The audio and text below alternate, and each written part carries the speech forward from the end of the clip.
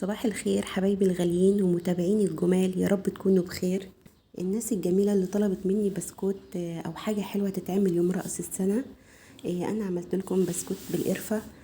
شكله تحفة جدا، ده غير ان طعمه خطير خطير بجد، وريحته كانت قلب البيت عندي. بجد هيبسطكم جدا، ومكوناته سهلة بسيطة زي ما انتوا شايفين كده. البسكوتة اهي بتتكسر بكل سهولة، والمكونات بتاعته بسيطة جدا زي ما قلت لكم، وموجودة كمان في كل بيت. اول مكون معانا هنحط نص كوباية زيت، عليها نص كوباية سكر بودر. وزي ما انتوا شايفين انا السكر البودر ده بنخله الاول، لان اوقات لما بنطحن السكر بيبقى لسه فيه سكر ما اتطحنش كويس. هنقلب السكر والزيت مع بعض. هننزل عليهم بمعلقة صغيرة فانيليا سايلة او في كيس فانيليا بودر، مش هتفرق كانت سايلة او بودر، الموجود عندكم استخدموه. هنقلب بقى الفانيليا والسكر والزيت مع بعض. هننزل بقى بمعلقة صغيرة قرفة. دي بقى مش عايزه اقول لكم هتخلي ريحه البسكوت قلب البيت، بجد كانت ريحته جميله، يعني انا وبقلب كده كانت ريحته جميله جدا. بعد ما قلبت القرفه معاهم هنزل بكوبايتين دقيق، عليهم ربع كوبايه صغيره برضو نشا. يعني كوبايتين دقيق وربع نفس الكوبايه اللي استخدمت فيها الدقيق هتحط ربع كوبايه نشا، عليها معلقه صغيره بيكنج باودر وربع معلقه ملح صغيره. بس هنقلب بقى كل المكونات دي مع بعض لحد ما يبصوا يفرول معاكم بنفس الطريقه. تقلبوه كده يا جماعه لغايه ما يبقى مفرول. بعد كده هتبتدي تعجني بربع كوبايه ميه. هنحط ربع كوبايه الميه وتبتدي تعجني بقى كله مع بعض بنفس الطريقه كده لحد ما يبتدي العجينه تلم معاكي. انا عجنت يعني ما كملتش 5 دقايق بالظبط والعجينه ابتدت تلم معايا. وزي ما قلت لكم مكوناتها بسيطه جدا، وهسيب لكم المكونات في اخر الفيديو. شفتوا العجينه بقى اهي، بصوا ابتدت تلم معايا وبتتشكل بكل سهوله وحلوه معاكي وماسكه نفسها كده، يبقى العجينه تمام.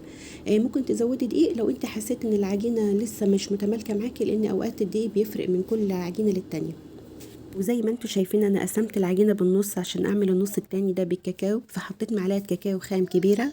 وانتوا بتعجني لو حسيت ان هو مش عايزه تلم معاكي، ممكن نحط معلقه ميه بنفس حجم معلقه الكاكاو اللي انت حطيتيها، علشان انتوا بتعجني كده تتلم معاكي بسهوله. زي ما انتوا شايفين كده خلصت اهو على العجينه بتاعت الكاكاو. هبتدي بقى ارش رشه دقيق واشكل بقى اشكال اللي انتوا حابينها. هتفردي العجينه، تفرديها بقى بالنشابه او بايدك. المهم ان انت تفرديها السمك اللي هو ايه، بحجم البسكوت اللي احنا بنشتريه من بره. كان عندي بقى اشكال الكريسماس زي ما انتوا شايفين كده اهو. جبت بقى بقيت اشكل بمناسبة رأس السنة. عملت اشكال كان شكلها تحفة جدا، مش عايزة اقول لكم كنت مبسوطة جدا انا وبعمل الاشكال دي بمناسبة السنة الجديدة. بجد مودك هيتغير، بتعملي حاجات حلوة بجد يعني يا جماعة. الموضوع ده بيفرق في نفسية الواحدة جدا، وبيخلي مودها حلو. انا كنت مبسوطة بجد فعلا. وعملت بقى انا في نفس الموضوع في عجينة الكاكاو. برضو فردتها وابتديت برضو اشكل. عجبني الشكل ده جدا، رحت عاملة منه كذا شكل، بصراحة كان تحفة. انتوا بقى ابسطوا نفسكم بأي طريقة، اعملوا اشكال، اعملوا اي حاجة. ان شاء الله تعملوا مربعات ودواير، يعني مش فارق يا جماعة لازم يطلع بنعمل حاجة زي ما بنشوفها بالظبط او زي ما بنشوف فيديوهات على النت. لا، ابسطوا نفسكم بأي طريقة، المهم ان يبقى طعم الحاجة حلو. بس يعني ما تحاولوش تضايقوا نفسكم يا جماعة، يعني لو في حاجة ناقصة لا ما تتضايقوش، اعملوا بأي شكل بأي طريقة. ما تلغوش الوصفة علشان خاطر مكون نقص ولا حاجة نقصت، لا، شوفوا البديل ايه واعملوا الحاجة اللي هتبسطكم. إيه زي ما انتوا شايفين اهو انا عملت اشكال كتير. ابتديت بقى ارص في صينية على ورقة زبدة، وبرفع بالسكينة علشان لو لزق منكم ما يبوظش منكم انتوا بترفعوا. السكينة هتسهل عليكم الموضوع جدا. وزي ما انتوا واخدين بالكم انا عامله نص الصينيه بالكاكاو ونص التاني من غير كاكاو. ليه؟ علشان في الفرن لما يستوي يسهل عليا الطريقه. اللي بالكاكاو ده مش هتعرفوا ان كان استوى ولا لا، فالابيض اللي موجود في الصينيه هو اللي هيعرفك انه استوى ولا لا، بان اللون بتاعه بيتغير من تحت. انا اخد معايا في الفرن قيمه نص ساعه على درجه حراره 180. على حسب النار بتاعتكم يا جماعه، ممكن تبصوا عليها بعد تلت ساعه او ربع ساعه كده تبتدوا تبصوا. لو حمر معاكم من تحت يبقى تطفوا النار عليه على طول.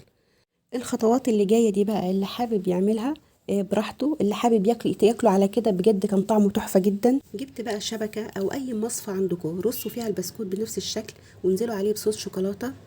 وابتديت بقى اعمل اشكال كده اهو، بالشوكولاته وبالشوكولاته البيضاء. وكمان عملت زي ما انتم شايفين كده غرقتها في شويه فول سوداني.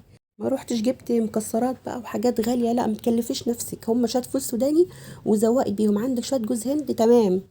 بس ابتديت اشكل زي ما انتم شايفين كده اهو. عملت صوص شوكولاته بيضه برضه عاملاه بطريقه سهله جدا، وهنزل لكم الفيديو. تابعوني هتلاقوا الفيديو صوص شوكولاته البيضه بمكونات بسيطه جدا جدا، وكمان نباتي كمان، يعني مش دسم ولا عاملاه فطاري للناس اللي هي بتاكلوا الشوكولاته الصيامي. زي ما انتم شايفين بقى ابتديت اشكل، عملت اشكال كده، ابتديت افنن وارسم.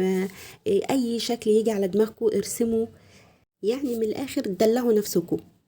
مش عايزه اقول لكم البسكوت كان طعمه تحفه جدا، بجد طعمه خطير. هيعجبكم قوي ومكوناته بسيطه. ويا ريت اللي عجبته الوصفه بقى يشترك في القناه ويفعل الجرس. وان شاء الله هقدم لكم كل المواصفات والوصفات بمكونات بسيطه وسهله. مش هتعبكم ولا هكلفكم ان شاء الله. وتابعوني، انا اسمي منى وقناتي اسمها هناكل اونلاين.